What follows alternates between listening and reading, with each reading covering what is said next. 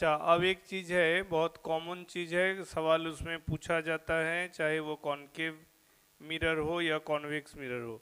एक absolute object position के लिए मान लो ये फोकस है, ये सेंटर ऑफ कर्वेचर है, इधर ऑब्जेक्ट है, तो हम लोग जानते हैं इमेज कहीं इधर होगा, बिकॉज ऑब्जेक्ट जब हमारा बियॉन्ड सेंटर ऑफ कर्वेचर होता है तो इमेज हम लोग जानते हैं it appears between C and F. तो ये हमारा ऑब्जेक्ट डिस्टेंस, ये हमारा इमेज डिस्टेंस, क्लियर है ना। अब ये तो instantaneous object to instantaneous image का डिस्टेंस है, एब्सोल्युटली फाइन। कई बार कई बार speed of object to speed of image का भी सवाल होता है, ठीक है।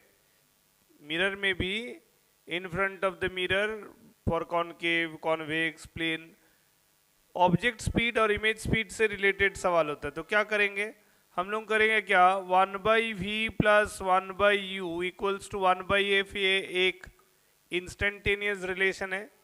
For one absolute distance of u there will be one absolute distance of measurement v, लेकिन u अगर चेंज होगा तो v भी चेंज होगा, f तो चेंज नहीं हो सकता है, ठीक है। तो हम लोग क्या करेंगे, इसको डिफरेंशिएट कर देंगे। डिफरेंशिएटिंग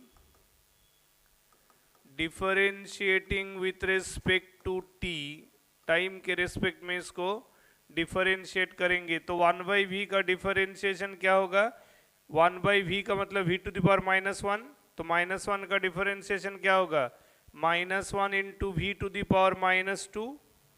ये फॉर्मूला पढ़े हो ना, x to the power n का differentiation with respect to x, that is n into x to the power n-1।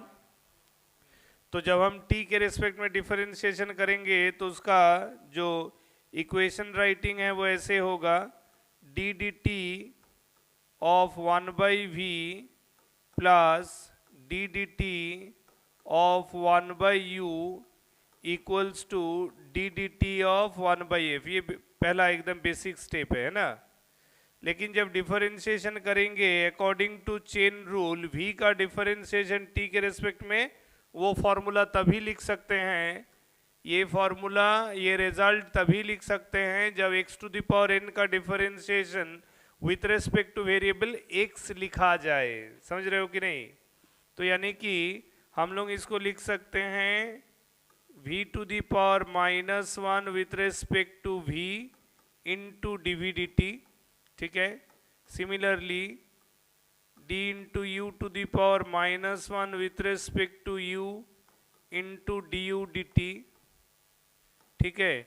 और ये बेसिकली कांस्टेंट है, इसको भी वैसे चाहो तो लिख सकते हो, d of f to the power -f with respect to d of f into df dt। तो RHS 0, कारण f तो कांस्टेंट है, फोकल लेंथ कांस्टेंट है।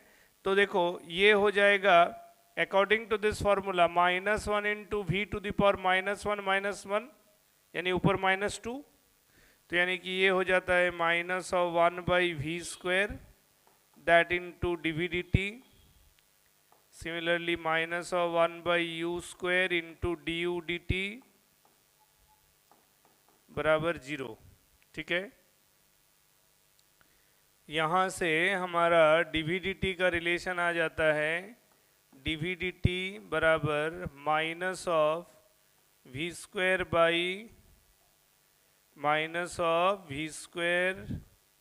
By u² into du dt।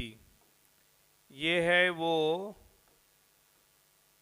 Formula, वो रिलेशन जो हमको dv dt यानी image speed, speed of image, dv dt हो गया speed of image, du dt हो गया स्पीड ऑफ ऑब्जेक्ट, ठीक है।